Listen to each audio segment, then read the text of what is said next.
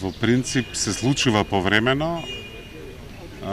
Дел од ресорните министерства не секогаш да го вклучат СЕП во нивниот процес, кој што го туркаат, бидејќи прашањето што се уредува е во нивна надлежност. Имаше тука една комуникација каде стана јасно дека ќе треба поддршка од СЕП за да се пополнат кореспондентните табели и да се поврзе дигитализацијата и легислативата што ја турка Министерството за образование со мекото законодавство на Европската унија. Баш во кој момент, ама тоа беше, се случува повремено. Наше е да интервенираме, да укажеме, да најдеме врска и така.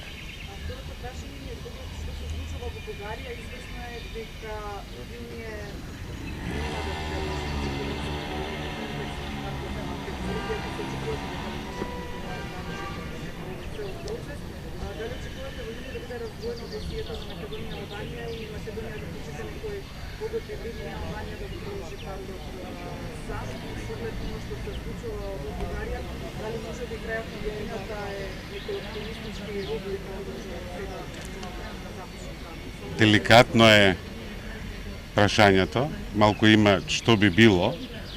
Мислам дека има, така. Или ќе бидеме сите губитници, или ќе бидеме сите победници. Се разбира, ние имаме многу што да изгубиме ако пак нема почеток и нема успех. Меѓутоа мислам дека и Бугарија има многу што да изгуби, бидејќи ја пропуштаме приликата и таа треба да ја вратиме, да имаме вистинско, блиско партнерство и соработка. Тоа не оди и не е компатибилно со блокирање на процесот, со политиката на вето. Ке изгуби многу и Европската унија. Зборував малку во моето воведно излагање.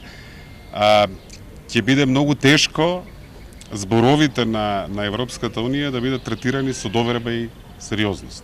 Не само кај нас, во целиот регион. Затоа мислам дека не треба да креваме раце.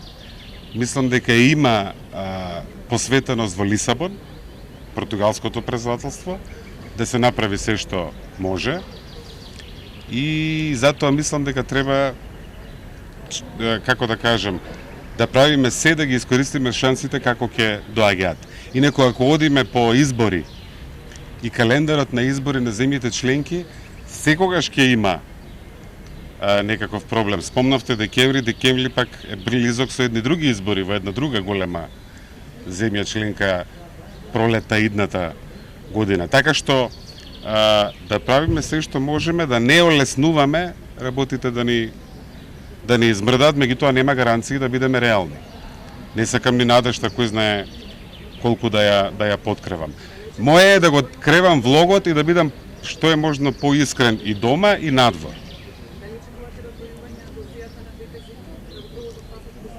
Мислам дека е рано за таква дебата. Ние сме во фаза кога е вистина време да има меѓувладина конференција и со нас, и со соседна Тирана. First of all, non-paper. As long as it's non-paper, we don't know the author. And it's maybe better we don't know the author because it's a very dangerous idea. We believe that we need to focus on positive agenda and not to historical language and bilateral issues if it comes to the European enlargement process. Slovakia is a huge supporter of enlargement process because it's not only about this region, it's about us. And even for citizens of Slovakia, it's fantastic news that they should have space for freedom enlarged for such a beautiful country like North Macedonia. So that's why we believe any attempts to discuss ghosts from the history, including changes of the borders, will need to be out of the table. And decoupling is not acceptable for us so far. We believe that both countries, Albania and North Macedonia, supposed to start negotiation together. It's easier for both of these countries and it's easier for us because we can easily share experiences, including those we are having in Slovakia, which were not only positive, of course. And I'm definitely sure that if both of these countries will start the negotiation process together, we can get Albania and North Macedonia to European Union sooner. And this is our strategic goal in Slovakia. Thank you.